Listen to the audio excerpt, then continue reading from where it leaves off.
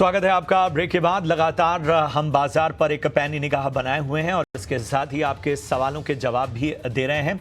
और इन सब के बीच में अगर हम बाजार को देखें तो बाजार में अगर निफ्टी को देखें तो 24,250 के पास निफ्टी इस वक्त नजर आता है। बाजार में हम देख रहे हैं कि एक रिकवरी भी हमें नजर आ रही है।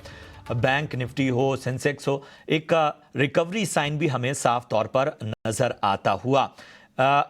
चूंकि 24,300 का एक अहम लेवल था, वहां से फिलहाल निफ्टी टूट चुका है। तो जाहिर सी बात है, जिस तरह से हमारे एक्सपर्ट ने बताया कि एक बाय ऑन डिप्स की रणनीति यहां पर अपनाई जानी चाहिए। इन सब के बीच में आप देखिए कि तमाम जो अगर हम मार्केट के हीट मैप को देखें तो ONGC, Divi's lab, Cipla, L and T, Hindalco ऐसे जैसे स्टॉक हैं जो कि हरे निशान में कारोबार कर रहे हैं। आज रिलायंस देखिए, आज रिलायंस भी 1% से ज्यादा ऊपर। इसके अलावा जेएसडब्ल्यू स्टील, आयशर मोटर्स, सन फार्मा, ये तमाम स्टॉक्स ऐसे हैं जो कि आज हरे निशान में कारोबार कर रहे हैं।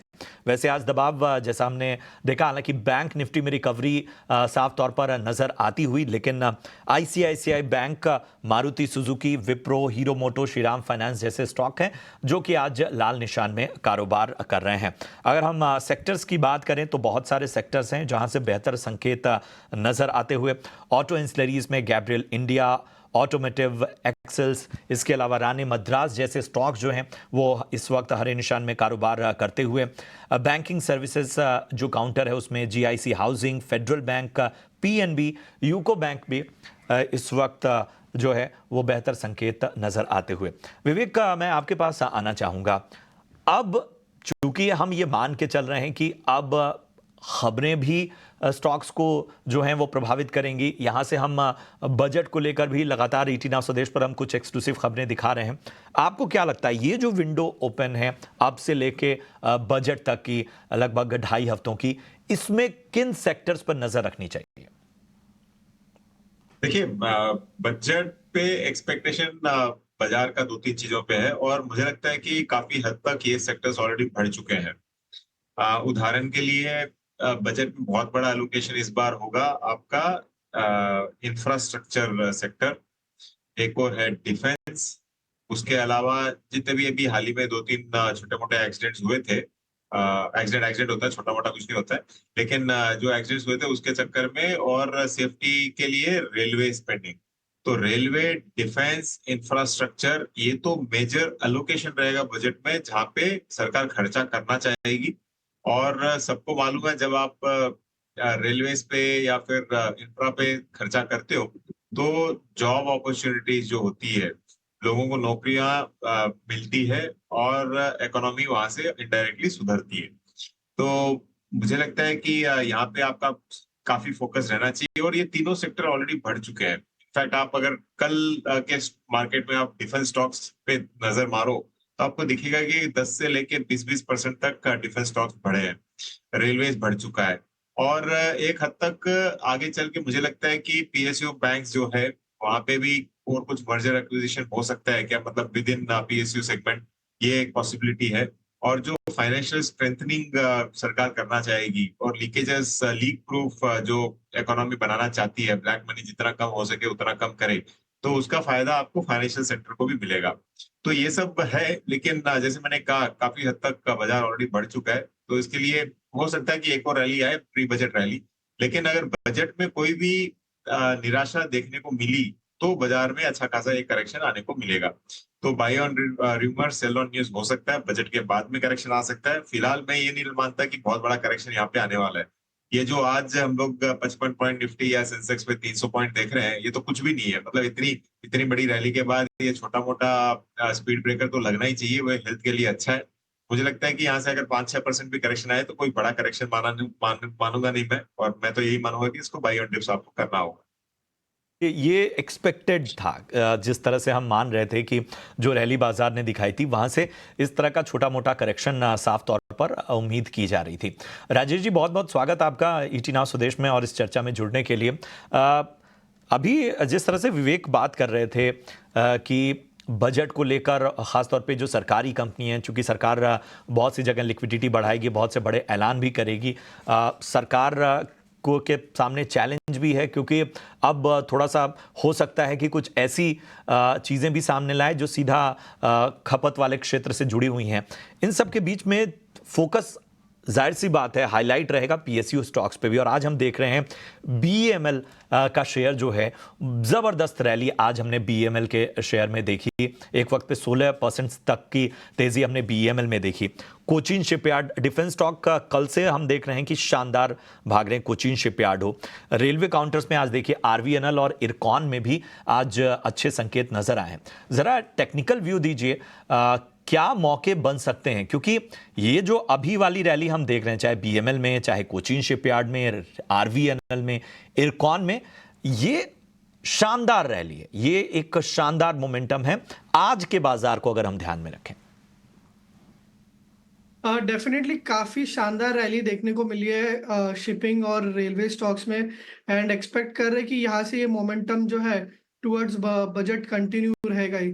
तो डिप्स में बाय करते रहिए, बट मैं यही सलाह दूंगा कि एग्रेसिव मत रहिए, क्योंकि जो स्टॉप लॉसेस इन लेवल्स पे रहेंगे वो काफी डीप रहेंगे। तो एग्रेसिव मत रहिए। डिप्स आता है कोई भी रेलवेज या शिपिंग स्टॉक्स में, तो डिप्स में बाय करिए, हायर लेवल्स पे अवॉइड कीजिए। डिप्स में मिलता है तो बाय कीजिए, और पोजीशन इतनी मत हैवी रखिए जो वो काफी लेवरेज हो जाएगा। तो डेफिनेटली मोमेंटम के साथ खेलिए, बट एग्रेसिव नहीं रहिए। विवेक, मैं आपके पास आना चाहूंगा।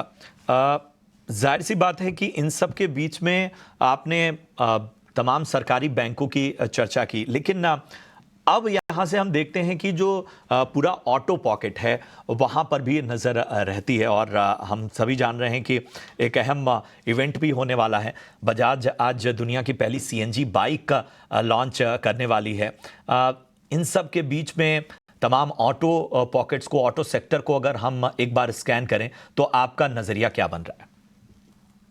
देखिए, ये जो प्रोसेस है, अभी जो ट्रेडिशनल कंबशन इंजन्स है, वहां से आपको दिखेगा कि ज्यादातर कंपनियां धीरे धीरे अभी जैसे बजाज सीएनजी में आ रही है, या फिर दूसरी कंपनीज आपको दिखेगी कि सोलर ईवी बाइक्स ऑलरेडी काफी बिकने लग गई है।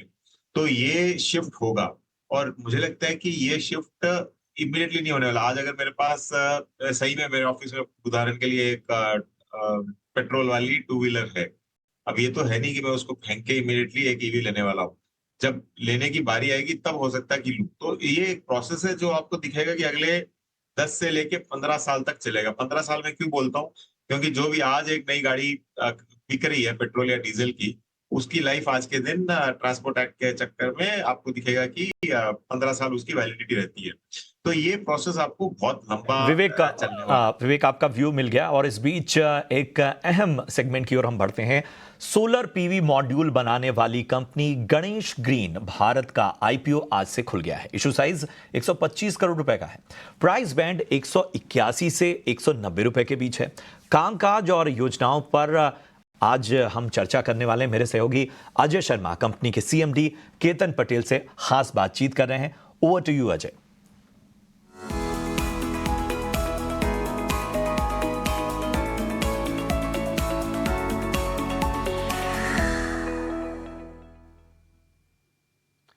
नमस्कार, आप देख रहे हैं एसएमई चौपाल ET Now स्वदेश पे। मैं हूं अजय शर्मा। आज हमारे साथ इस सेगमेंट में एक कंपनी जो जुड़ रही है, वो ग्रीन रिन्यूएबल और जो एनर्जी ट्रांजिशन का जो एक फेज चल रहा है भारत में, पूरे देश में, पूरे विश्व में चल रहा है, लेकिन भारत में सरकार का काफ़ी खास फोकस है ग्रीन एमिशंस को कम करने के लिए और भारत को आत्मनिर्भर बनाने के लिए एनर्जी के स्पेस में। तो जिस तरह की अपॉर्चुनिटीज बन के आ रही हैं, इस वजह से ऐसी ही कंपनी हमारे साथ आज एसएमई चौपाल में हमारे साथ जुड़ रही हैं। हमारे साथ आज एसएमई चौपाल में जुड़ रहे हैं गणेश ग्रीन भारत। ये कंपनी एसएमई क्षेत्र में है, बहुत शानदार काम कर रही है। सोलर पैनल मैन्युफैक्चरिंग में, ईपीसी में, थोड़ा बहुत बिजनेस उनका वाटर से भी आता है, लेकिन मेन बिजनेस सोलर और रिन्यूएबल ईपीसी और मॉड्यूल मैन्युफैक्चरिंग है। तो हमारे साथ इन कंपनी के मैनेजमेंट भी अब हमारे साथ जुड़ रहे हैं। साथ में अहमदाबाद से इस समय हमारे साथ केतन भाई, नरसिंह भाई पटेल जुड़ रहे हैं कंपनी के बारे में बातचीत करने के लिए, और इन्वेस्टर्स से क्यों ये आईपीओ अपने रडार पर रखना चाहिए, इस सब बारे में हमसे बात करेंगे। केतन भाई, गुड मॉर्निंग, बहुत बहुत शुक्रिया अहमदाबाद से हमें हमारे साथ जुड़ने के लिए। पहली बात तो आपकी कंपनी का जो नाम है गणेश ग्रीन भारत, बहुत तेजी से ग्रीन होता चला जा रहा है। लेगेसी पावर कंपनीज भी रिन्यूएबल में बड़ा काम कर रही हैं, नई बड़ी बड़ी कंपनीज उभर के आ रही हैं। आपकी भी ऐसी कंपनी है, कुछ सालों में बड़ा काम किया है। इससे पहले कि मैं एग्जैक्टली आपकी कंपनी पे आऊं, मुझे पहले आप बताएं कि जो रिन्यूएबल का जो स्पेस है, जो क्षेत्र है दुनिया में, देश में, ये कौन से कारणों की वजह से बड़ी अपॉर्चुनिटीज थ्रो अप कर रहा है? ऐसे कौन से टेलविंड्स हैं, ऐसे कौन से ड्राइवर्स हैं जिनकी वजह से हाई ग्रोथ देखने को मिल रही है इस क्षेत्र में? सर, इस पे गवर्नमेंट सोच रही है कि भाई रिन्यूएबल एनर्जी से अगर पॉल्यूशन भी कम हो रहा है तो मतलब इसके कारण आजकल सोलर से ही सारा, मतलब गवर्नमेंट भी सोच रही है कि भाई सोलर से ही पूरा मतलब बिजली मिले। इसलिए गवर्नमेंट ने ये मतलब टारगेट है कि 2030 तक 500 गीगावाट का काम करने का गवर्नमेंट का प्लानिंग है। ये कि जो टारगेट गवर्नमेंट ने रखा है उसके कंपैरिजन में अभी तक तो हमने 1/3 या शायद 25% ही ग्राउंड कवर किया है। बहुत बड़ा अपॉर्चुनिटी अभी भी हमारे साथ है। आपकी कंपनी और इस पूरे रिन्यूएबल के स्पेस में पर्टिकुलरली कहाँ पे फोकस करती है, कब शुरू हुई कंपनी, थोड़ा सा बताएं इस बारे में। सर, हमने 2016 में पार्टनरशिप से कंपनी स्टार्ट करी थी और उसके बाद हमने प्राइवेट लिमिटेड 19 में स्टार्ट करी और उसके बाद लिमिटेड करवाया हमने 2024 में। और अभी जो है हम लोग ईपीसी में काम कर रहे थे अभी तक। और अभी हम लोग ईपीसी में क्या है था, टाइम पे मॉड्यूल की डिलीवरी नहीं आ रही थी और थोड़ा क्वालिटी में इश्यू हो रहा था। तो ईपीसी काम करने में क्या होता है, गवर्नमेंट के बहुत सारे मतलब पीडीआई होता है और टाइम पे डिलीवरी का दिक्कत आ रहा था। तो हमने खुद ने एक सोलर पैनल मैन्युफैक्चरिंग का प्लांट अभी मेहसाना हाईवे पे अभी डाला हुआ है। ओरिजिनली आप जो है एक रिन्यूएबल ईपीसी के क्षेत्र की कंपनी थी, लेकिन उस काम करते करते आपने एक अपॉर्चुनिटी देखी कि खुद का ही क्यों ना सोलर पैनल मैन्युफैक्चरिंग चालू कर दें, क्योंकि क्वालिटी का इशू है और टाइम पे डिलीवरी का इशू है, और इस तरह से कंपनी का विस्तार होना शुरू हो गया। हाँ जी। अच्छा, अभी यही है। अभी मुझे बताएं कि आपका 2024 का जो रिजल्ट्स आया था उसमें ईपीसी का कारोबार कितना था, सोलर पीवी का कितना, इलेक्ट्रिकल कॉन्ट्रैक्ट सर्विसेज का कितना और वाटर? 70% जो ईपीसी और सोलर में मॉड्यूल सप्लाई का था, 30% में ईपीसी का था। इसमें वाटर सप्लाई, इलेक्ट्रिकल्स सारा मिला के 30% इसमें था और 70% जो टर्नओवर था हमारा मॉड्यूल सप्लाई और ईपीसी में, सोलर ईपीसी में। ठीक है, अब मुझे आप बताएं कि जो 4 बिजनेस के सेगमेंट्स आप जिसके बारे में बात कर रहे हैं, नेक्स्ट 2 से 3 साल में कौन से कारोबार से कितना हिस्सा आएगा बिजनेस का? 70% जो रहेगा वो मॉड्यूल सप्लाई और ईपीसी में रहेगा, मतलब सोलर सर्विस में। और बाकी 30%? और वो इलेक्ट्रिकल्स और जल जीवन मिशन जो वाटर सप्लाई का जो स्कीम चल रहा है गवर्नमेंट का, सेंट्रल गवर्नमेंट का, उसमें से आएगा। ठीक है, आप मुझे बताएं कि आप बाजार से कितनी राशि आप जुटाना चाहते हैं और उसका इस्तेमाल कितने समय में किस डायरेक्शन में किया जाएगा? इसमें से हम लोग 125 करोड़ रुपया ले रहे हैं बाजार से। इसमें से हम 80 करोड़ के आसपास हमें अपना वर्किंग कैपिटल में रखेंगे। बाकी 12 करोड़ हम लोग अपनी प्लांट की कैपेसिटी बढ़ाने में यूज करेंगे और जो बचा हुआ है उसमें से हम लोन पे करेंगे। मैंने देखा कि आपने करीब 12% के मार्जिन किए हैं, आपने आरओई करीब 46% का किया है और आरओसी 30% के करीब किया है। इन नंबर्स में आगे आने वाले समय में किस तरह का इंप्रूवमेंट आप देखते हैं? कहाँ सबसे ज्यादा गुंजाइश है, स्कोप दिखता है इंप्रूवमेंट का? अभी तो और भी बढ़ने का चांसेस है, क्योंकि जैसे जैसे टर्नओवर बढ़ेगा तो प्रॉफिट भी बढ़ेगा। कंपटीशन जैसा रहेगा इसके हिसाब से काम तो रहता है, लेकिन हम लोग तो ज्यादातर पीएसयू कंपनी और गवर्नमेंट से काम करते हैं, तो कंपटीशन जितना होना चाहिए उतना नहीं है, तो मार्जिन निकल जाता है। मुझे बताएं कि इस स्पेस में ग्रोथ सेक्टर में कितनी दिख रही है और आपकी कंपनी कितना ग्रोथ करने की आशंका लेके और अनुमान लेके चल रही है? एवरेज जो है पैट है 8 से 10-11 तक आने का चांसेस है। और कारोबार में बढ़ोतरी, आपका टर्नओवर कितना लास्ट 4-5 साल में कितना बढ़ा है, आगे 3-4 साल में कुछ उसका गाइडेंस दें अगर? 21 में कोरोना के कारण थोड़ा बहुत डाउन हुआ था। उसके बाद हम लोगों ने मतलब और सारे गवर्नमेंट से काम निकलने लगे तो 171 का तो टर्नओवर हो गया है। अगले साल और ट्राई करेंगे, 300 साढ़े 300 के आसपास जाएगा टर्नओवर। और उसके बाद भी कोशिश करेंगे कि भाई हमारा जो टर्नओवर है और भी बढ़ने का चांसेस है। मतलब कोशिश करेंगे अच्छा टर्नओवर हो जाए और अच्छा प्रॉफिट दे। राइट। मुझे कुछ अपनी कंपनी के बारे में बताएं, अभी आपके बड़े क्लाइंट्स कौन कौन से हैं और कौन से आप बड़े टेंडर्स में पार्टिसिपेट करते हैं, किस तरह का नया काम आप लेना चाह रहे हैं? सर हम लोग वैसे पीएसयू कंपनियों में बहुत सारा काम करते हैं कि पीओसी में क्या है कि क्वालिटी और टाइम पे पैसा मिल जाता है। तो हम लोगों का टारगेट है, एसजीवीएनएल हमारा कस्टमर है, एनटीपीसी में भी हमने टेंडर डाला हुआ है, इंडियन ऑयल में भी हम लोग काम करें, आईयूसीएल में।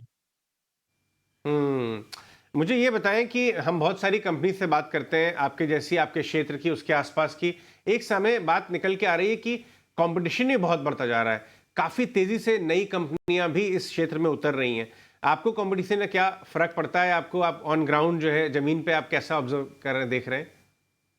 सर काम तो देखो अभी भी इंडिया में अगर कैपेसिटी है, प्रैक्टिकल जो समझे तो मतलब 20 से 25 गीगावाट का है। और अभी गवर्नमेंट अगर 2030 तक 500 गीगावाट की बात कर रही है, तो अगर कंपटीशन तो है ही नहीं, अभी तो लग नहीं रही है। फ्यूचर में आएगी तो पता नहीं है क्या होगा, लेकिन अभी तो कंपटीशन नहीं लग रही है और 10 साल तक लगेगी भी नहीं। क्योंकि अभी तो अगर कोई भी है गवर्नमेंट को में है, प्राइवेट सेक्टर में काम है, मोदी जी ने अभी एक लॉन्च किया, एक करोड़ घरों में बिजली मतलब सोलर प्लांट लगाने का, वो भी स्कीम बनाया हुआ है। तो बहुत सारा काम है, उसमें कोई दिक्कत है ही नहीं, अभी लगती नहीं है। अच्छा, मैं एक बार आपकी मेन स्ट्रेंथ जो है ना, आपकी जो सबसे मजबूत एरिया है कारोबार का, सोलर ईपीसी, उसकी तरफ जाना चाहूँगा मैं एक बार वापस से। ये बहुत साधारण सा काम लगता है कि साहब रिन्यूएबल्स और सोलर का प्लांट बिठाने, सोर्स करना है सारा मटेरियल और एक जगह असेंबल करके प्रॉपरली बनाना है। लेकिन हमें ये फीडबैक मिलता है कि ऑन ग्राउंड ज़मीन पे उतनी कंपनियां है ही नहीं जितना इतना काम आ रहा है। क्या ये बात सच है कि डिमांड ज़्यादा है और सप्लाई कम है? अच्छे स्ट्रॉन्ग प्लेयर जो समय पे अच्छी क्वालिटी का ईपीसी काम करके दें, ये कम है ऐसे प्लेयर्स? बहुत कम है, बहुत कम है। इंडिया में आज ईपीसी करने वाले बहुत कम है। मतलब आजकल समझो कि भाई बड़ी कंपनियां भी ऐसी सोच रही है कि भाई एक बार काम दे देती है, ले लेती, उठा लेती है, फिर वो बैक टू बैक किसी को दे देती है। तो काम तो बहुत है, मतलब कोई कर नहीं पाएगा, इतना काम है अभी तो। मुझे आप थोड़ा समझाएं कि ऐसा क्या है इस काम में कि हर आदमी ठीक से कर नहीं पाता है। क्या रिक्वायरमेंट होती है? स्ट्रेंथ क्या है? क्या टेक्निकल नॉलेज चाहिए? क्या चाहिए होता है सबसे बड़ा स्ट्रेंथ? सर इसके लिए तो देखो दो चीज है। अगर ओके। आपको काम करना है तो पहले ग्राउंड लेवल पे भी जाना पड़ता है, बराबर, और टॉप मैनेजमेंट को भी मिलना पड़ता है। और जो भी बीच में जो भी दिक्कत आती है, जितना जल्दी हो सके इतना आप जल्दी सॉर्ट आउट करोगे तो कोई काम करने में कोई दिक्कत आती नहीं है। अगर आप लोग ग्राउंड लेवल पर नहीं जाओगे और ऑफिस में जाके मैनेजमेंट करोगे तो मतलब जो भी प्रोजेक्ट होता है वो डिले होता रहता है। तो इसके कारण ये लोग, बहुत सारे लोग सक्सेस होते हैं, बहुत सारे लोग अनसक्सेस भी होते हैं। इसका रीजन यही है। बिल्कुल सही बात कही आपने, कहा कि एसी रूम में बैठ के जो है या ये धंधा नहीं होता है। इस धंधे के लिए आपको धूप, पसीने और धूल मिट्टी के अंदर खड़े होना पड़ता है कि टाइम से प्रोजेक्ट एग्जीक्यूट हो। मुझे अपनी टीम के बारे में बताएं, कैसी टीम है आपकी? टॉप मैनेजमेंट टीम के अलावा भी आपके पास कैसे टेक्निकली साउंड मैनेजर्स हैं, इसके बारे में कुछ बताएं। सर हमारे सीएफओ लेके हमारे नीचे तक ग्राउंड लेवल पे बहुत सारे इंजीनियर लगते हैं हमारे। मतलब नीचे इंजीनियर भी रहता है, उसके ऊपर सुपरवाइजर भी रहता है, उसके ऊपर प्रोजेक्ट इंचार्ज रहता है। तो पूरा मैनेजमेंट होता है कि जैसे जैसे कोई टेंडर हमने पार्टिसिपेट किया तो उसका वर्क ऑर्डर आया तो उसके बाद हम लोग परचेस की टीम परचेस कर लेती है। उसके बाद हम लोग जो भी अप्रूवल लेना है गवर्नमेंट से, जो ब्रांड अप्रूवल हो गया, क्यूओपी अप्रूवल हो गया, सारे अप्रूवल करवा लेते हैं पहले से, ताकि उसमें दिन ज्यादा खराब नहीं होए। टेंडर आते ही हम लोग अपना मतलब मटेरियल परचेस करके नीचे ग्राउंड लेवल पे क्या है, क्या दिक्कत है, उसका सॉर्ट आउट करके उसका जल्दी से जल्दी उसको निकाल कर देते हैं। और टीम में हमारे पास नीचे सुपरवाइजर, इंजीनियर और प्रोजेक्ट मैनेजर सब सब लाइन में काम करते रहते हैं। हम्म। अच्छा, ये बताइए कि कितना कॉन्फिडेंट हैं आप, कितने ज़्यादा आपको मजबूती से दिखाई दे रहा है कि नेक्स्ट 3 से 4 साल आपकी कंपनी हाई ग्रोथ ले सकती है, अब आपके पास कैपिटल भी आ जाएगा, ये जो इस्तेमाल करेंगे आप, जो आईपीओ के जो पूंजी जुटा रहे हैं, तो कितनी आपको विजिबिलिटी या मजबूती दिख रही है? सब 95% हम श्योर है कि जो हमने बताया आपको, जो टर्नओवर और जो प्रॉफिट, वो इसमें 100% हम कर लेंगे। और एक बार आप लिस्ट हो रहे हैं, इसके बाद आपको दोबारा कोई कैपिटल रेज करने की जरूरत तो नहीं? काफी समय तक एक बार आपका हो गया फिर भी जरूरत नहीं है? सर हम लोग अगर काम बढ़ेगा, हमारा टारगेट बहुत बड़ा है, अभी तो हमारी शुरुआत है, अभी बहुत बहुत बड़े टारगेट है, तो बीच में जरूरत पड़ेगी तो और बैंक से या हम खुद डाल के उसको आगे बढ़ाएंगे। ओके केतन भाई, बहुत बहुत शुक्रिया आज हमसे बात करने के लिए और शुभकामनाएं आपको इस आईपीओ के लिए। आपके बड़े टारगेट्स की जर्नी लंबी है, लेकिन मेहनत से आप उसको पूरा कर पाएं और शेयर होल्डर्स के लिए रास्ते में बहुत वैल्यू क्रिएट करें, काफ़ी पैसा बनाएं। बहुत बहुत हमारी शुभकामनाएं। हमारे साथ जुड़ने के लिए धन्यवाद। Thank you sir. ये एसएमई चौपाल की समाप्ति है। एक बहुत ही शानदार कंपनी। खास बात ये निकल के आई कि जो सोलर ईपीसी का जो एरिया है, मैं आपको समझा दूं कि रिन्यूएबल के आप बड़े बड़े ऑर्डर्स देख रहे हैं, पीएसयू कंपनीज, एनटीपीसी, एसजेवीएन, बड़े बड़े ऑर्डर्स की हम इतना रिन्यूएबल करना चाहते हैं, इतना करना चाहते हैं। ये कंपनी जो गणेश ग्रीन भारत है, इस तरह की कंपनीज हैं जो उन बड़े पीएसयूज के टारगेट को पूरा करती हैं। तो ये जो काम है बहुत कॉम्प्लेक्स काम है रिन्यूएबल्स में। ये इसके लिए बहुत टेक्नोलॉजी का नॉलेज होना जरूरी है, इंजीनियर होना जरूरी है, और ऑन ग्राउंड, जैसे कि केतन भाई कह रहे थे, ये एसी में बैठ के करने वाला बिजनेस नहीं है। इसके लिए आपको ऑन ग्राउंड धूल मिट्टी में बैठ के इंश्योर करना पड़ता है कि सारे प्रोजेक्ट्स समय पे एग्जीक्यूट हो। डिमांड की कोई प्रॉब्लम नहीं है। ऑर्डर्स भारत सरकार की तरफ से और बड़ी पावर कंपनीज की तरफ से काफ़ी आ रहे हैं। तो ये एसएमई चौपाल की समाप्ति है। बहुत बहुत शुक्रिया देखने के लिए। एक छोटा सा ब्रेक लेते हैं इथिनो स्वदेश पे।